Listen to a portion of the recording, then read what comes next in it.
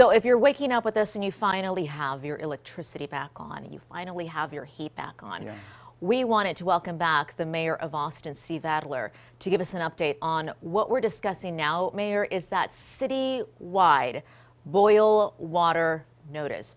Where do we stand on that, and do you see it lifting anytime soon? I hope that it lists soon, and that it's really dependent on how well we can serve. We had a a water treatment plant that went down temporarily yesterday because of the power issues.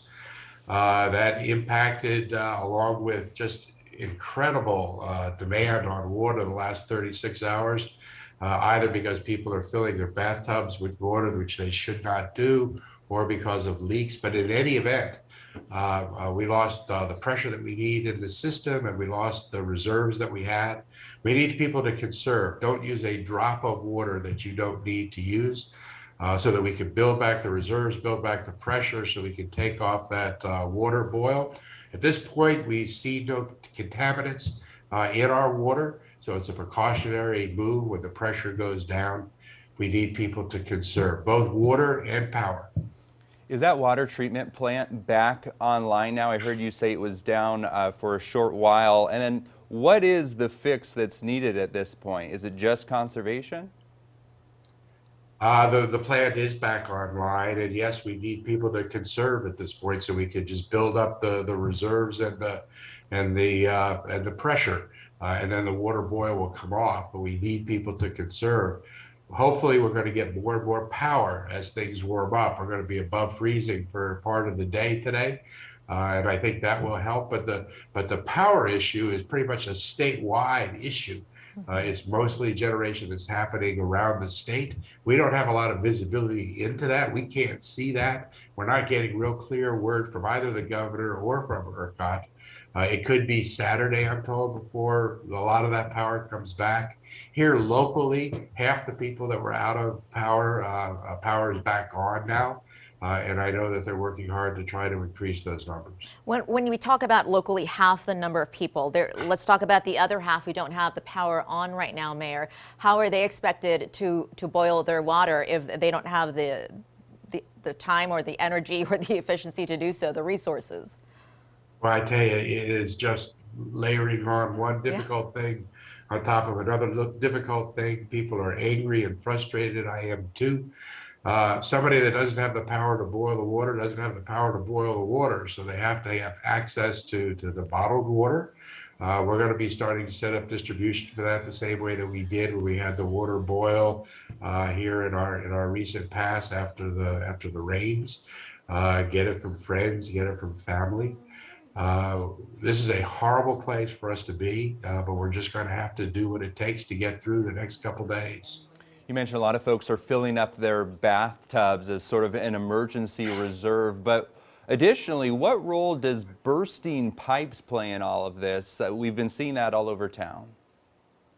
We don't know the extent to which bursting pipes are creating this consumption problem we have. We started consuming water at the rate of 300 million gallons a day.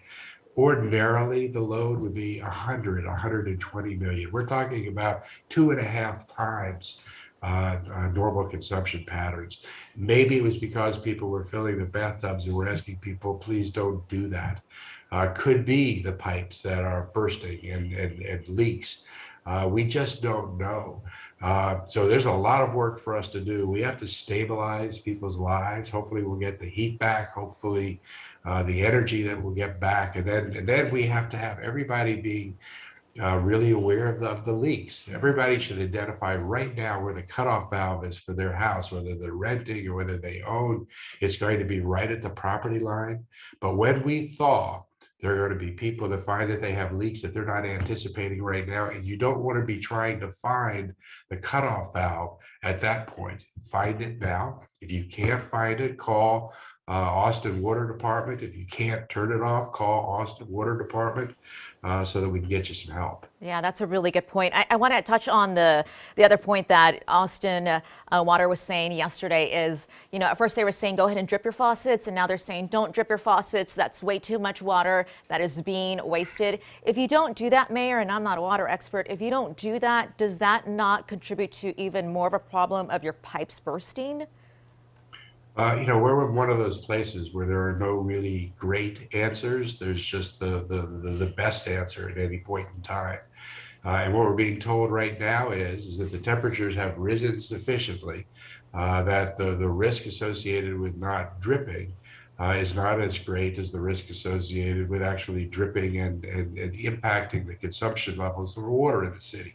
So yes, if you want to, you can wrap your pipes, open up the cupboards under the sink so that the warmer air can get to the pipes. But we're asking people not to drip. Dripping, I'm told, can lose up to a gallon a minute. We're talking about 1,400 gallons over the course of a day. I mean, a gallon, and so we need to stop that for right now. It's not perfect, but it's the best choice. By having that water treatment plant back online, does that mean that we could potentially see a resolution to this quickly? How long do you think this is going to last? Is this going to be more than today? I don't know the answer to that. I've asked that question of the water folks. I anticipate there'll be another press conference here this morning to be able to answer questions the water department on the water boil issue.